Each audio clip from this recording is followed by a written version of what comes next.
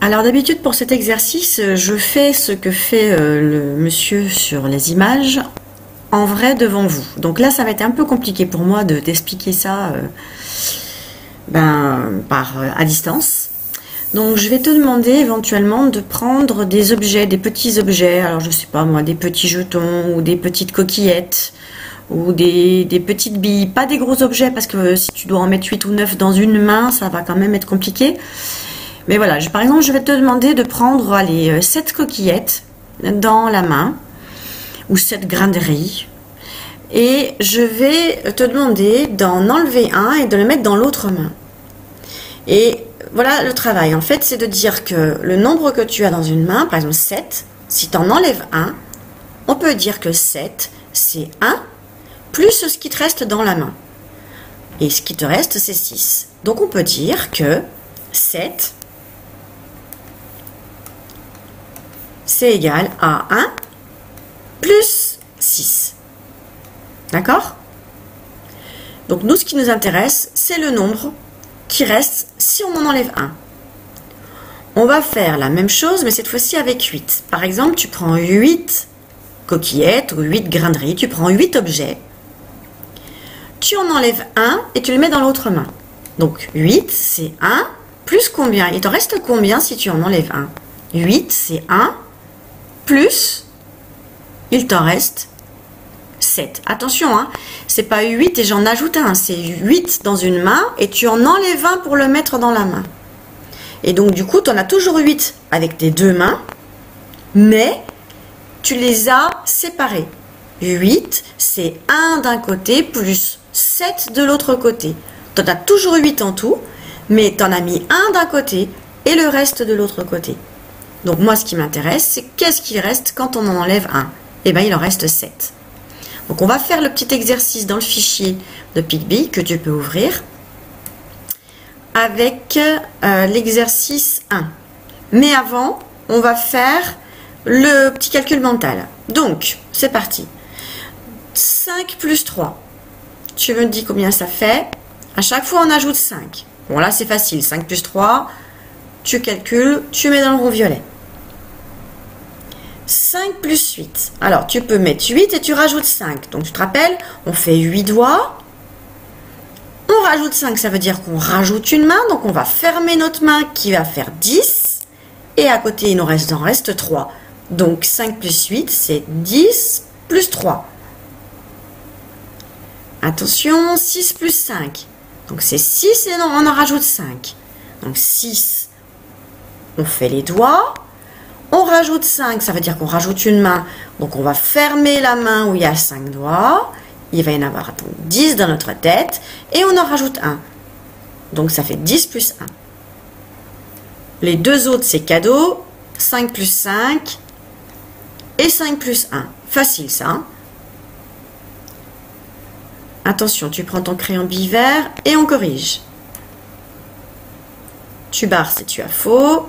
Et sinon, on reprend l'exercice où on enlève 1 à chaque fois. Attention, tu es prêt? Donc, on va prendre l'exemple du monsieur. Tu prends 7 objets dans une main. Tu es prêt? Tu en enlèves 1, tu le mets dans l'autre main. Et tu vas me dire que 7, c'est quoi? 7, c'est 1 plus combien? Il t'en reste combien dans la main? Il en reste 6. Donc moi, je vais écrire 6 parce que 7, c'est 1 plus 6. D'accord? Allez, on va faire le vert. Attention, tu vas mettre dans ta main 9 objets. Tu es prêt? 9 objets. 9, tu en prends 1 et tu le mets dans l'autre main. Alors, 9, c'est quoi? 9, c'est 1 plus combien? Il t'en reste combien puisque tu en as enlevé 1? Tu écris dans le nuage combien il t'en reste dans la main. Attention, on va faire le nuage bleu. Tu vas mettre 6 objets dans une main. Attention, tu en enlèves un, tu le mets dans l'autre main. Combien il t'en reste dans la première main? Donc 6, c'est 1 plus combien? Tu l'écris dans le nuage bleu. On va faire le nuage rose. tu vas mettre 8 objets dans la main. Tu en prends un, tu le mets dans l'autre main. Donc 8, c'est quoi? 8, c'est 1 plus combien? Il t'en reste combien? Tu écris dans le nuage rose. On fait le dernier. Tu vas mettre 10 objets dans ta main. Tu vas en prendre un et tu vas le mettre dans l'autre main. Donc 10, c'est 1 et combien? Il t'en reste combien? Attention, prends ton crayon bivert. Nous allons corriger. Ici, il y en avait 9, on en a enlevé 1, donc il en reste 8. 9, c'est 1 plus 8. Ici, on en avait 6, on en a enlevé 1, donc il en reste 5. 6, c'est 1 plus 5. Ici, on en avait 8, on en a enlevé 1, il en reste 7. 8, c'est 1 et encore 7. Ici, on en avait 10, on en a enlevé 1, il en reste 9. 10, c'est 1 et encore 9. On passe à l'exercice du cadre B et du cadre C. On a déjà fait ce genre d'exercice. Donc, on te demande, il y a un enfant. Tu comptes combien il y a d'enfants et tu l'écris ici. Tu peux faire pause si tu veux.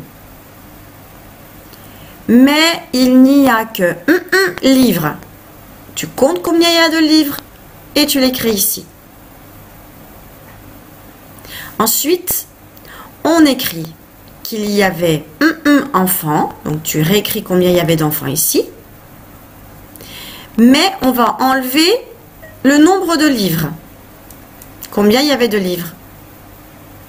Et on va trouver le nombre de livres qui manquent. Tu écris combien ça fait. Le nombre d'enfants moins le nombre de livres. Et tu écris la solution. Maintenant, on vérifie.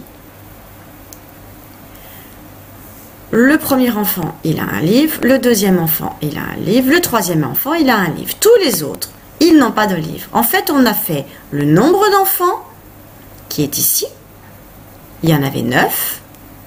Si tu t'es trompé, tu peux corriger. Là aussi, il y en avait 9. On a enlevé les 3 enfants qui ont eu un livre, puisqu'il y avait 3 livres. On a enlevé les 3 enfants qui ont eu un livre. Il nous reste du coup les enfants qui n'ont pas eu de livre. Donc là, il y avait 3 livres. Combien d'enfants n'ont pas eu de livre? Eh bien, il y en avait 6. Vérifie avec tes doigts. 9 moins 3, ça fait bien 6. Et donc, du coup, on écrit « Il manque »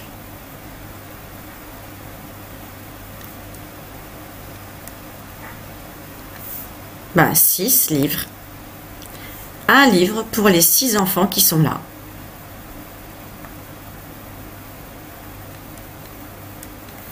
Maintenant, on connaît cet exercice, on doit écrire la table des doubles jusqu'à 10. On a déjà le double de 1, après on va faire le double de 2, le double de 3.